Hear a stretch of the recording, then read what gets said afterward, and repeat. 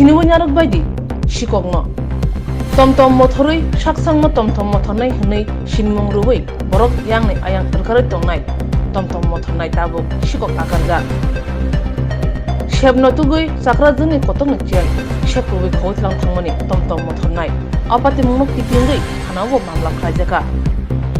Goridas mungui chakraju nok montribari road Durga Chomini Police Phari Thanao kaise efer kraimani Durga Chomini Thana Police tei Agartala Salthang Thana Police kathalai a shikongno romkha tei Goridas ni chen khojma bahano karikha logi tomtom mothonai shikongno bo romitu kha Agartala Salthang Thana Police Dorabar nogot sejangai hni shaka SDPO Dev Prasad Rai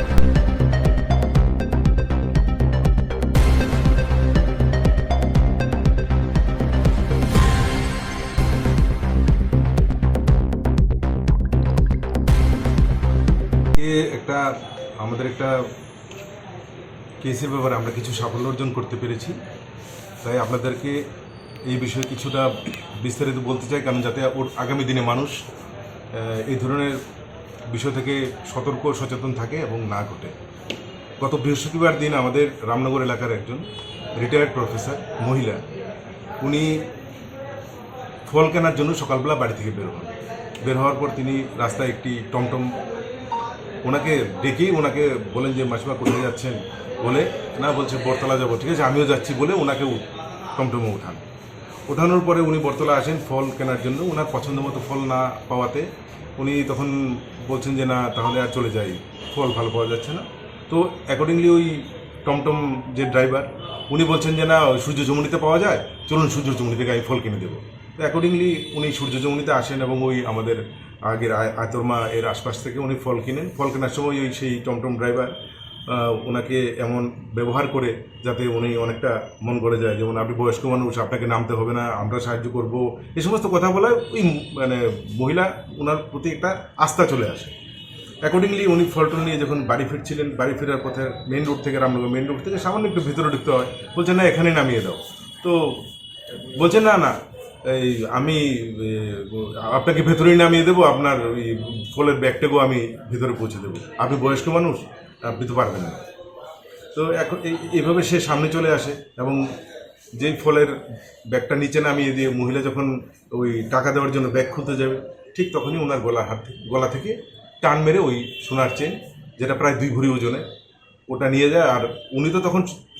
প্রথম যখন ওই গলায় হাড়ের স্পর্শ করেছে উনি তো বুঝতে পেরে উনি এভাবে ধরেছেন লকেটটা ওনার হাতেই রয়ে গেছে আর চেনটা ছিঁড়ে নিয়ে ওর সঙ্গে সঙ্গে চলে যায় তো পরবর্তী সময়ে আমরা এই ঘটনা নিয়ে আমরা পশ্চিম থানায় একটা কেস হয় এবং জয়ন্ত দে ওসি উনি ওনার টিম নিয়ে সঙ্গে সঙ্গে এই ঘটনার তদন্তে নেমে পড়ে পাশাপাশি আমাকে একজন সাংবাদিক বন্ধু উনি ওনার মোবাইলের মাধ্যমে ওই বাড়ির থেকে ফুটেজটা উনি সঙ্গে সঙ্গে কালেকশন করে আমাকে দিয়ে দেন দিয়ে বলেন যে স্যার বিষয়টা একটু দেখতে ভালো হয় তো তাতে আমিও অনেকটা মানে ইন্টারেস্ট নিয়ে এগিয়ে আসি এবং সবার মানে সমষ্টিগত কাজ সবাই এলাকায় বেরিয়ে যায় ওকে আইডেন্টিফাই করার জন্য আমরা আইডেন্টিফাই করতে পারি আইডেন্টিফাই করার পর জিজ্ঞাসাবাদ করা হয় এবং জয়ন্ত দেবনাথ ওনার টিম সহ জিজ্ঞাসাবাদ করার পর শেষ পর্যন্ত এই সোনার চেনটি আমরা ওনার কাছ থেকে উদ্ধার থেকে স্যার যাকে ডিটেন করেছেন ওর নাম কি তার বাড়ি কোন জায়গায় এবং কতক্ষণ সময়ের মধ্যে আপনারা এই সাফল্যটা 48 আওয়ার্সের মধ্যে আমরা সেটা করতে পেরেছি আর ওর নাম হয়েছে সমীর কর্মকার সঞ্জয় কর্মকার বাড়ি তো ওর অ্যাকচুয়ালি অনেকগুলি বাড়ি মানে বিভিন্ন জায়গায় ঘুরে ঘুরে বর্তমানে রামনগরে থাকছে ওর বিরুদ্ধে আগে কোনো এই ধরনের কোনো অভিযোগ আগে ওর বিরুদ্ধে আমাদের কাছে কোনো সুনির্দিষ্ট কোনো অভিযোগ এমনভাবে আসেনি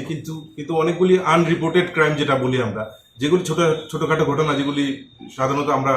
এই মানে পুলিশকে জানাই না নিজেরাই শেষ করি এই ধরনের কিছু অভিযোগ ওর বিরুদ্ধে ছিল আপনি এই যে সাফল্যের মধ্যে কৃতিত্ব কার সিসি ক্যামেরার না পুলিশের এখানে সিসি ক্যামেরা রাখা আমাদের কাজের অনেকটা এগিয়ে নিয়ে গেছে সিসি ক্যামেরা ফুটেজটা কারণ ওর ছবিটা যেটা আমরা তখন দেখেছি এটা স্পষ্ট ছিল না কিন্তু এটা আমরা তবু আমরা এটা এমনভাবে প্রচার করেছি বিভিন্ন জায়গাতে যাতে ওকে কেউ না কেউ কিছুটা আইডেন্টিফাই করতে পারে। এমনভাবে 4-5 জন থেকে যখন কিছুটা আইডেন্টিফাই করার পরে যখন দেখলাম সেই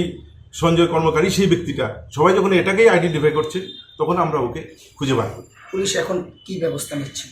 ওর বিরুদ্ধে স্পেসিফিক কেস হয়েছে, ওকে কোর্টে চালান দেওয়া হবে এবং চার্জশিট করা হবে এই কেসে। আর তার থেকে বড় জিনিস হচ্ছে এই ঘটনাটা আমরা এই কারণে আপনাদেরকে জানাই, কারণ যারা এভাবে টমটমে চলাফেরা করেন আমাদের সাধারণ মানুষ বা যাত্রীরা, সবাই যেন একটু সতর্ক থাকেন, সবাইকেই সৎ বিশ্বাস করে সেভাবে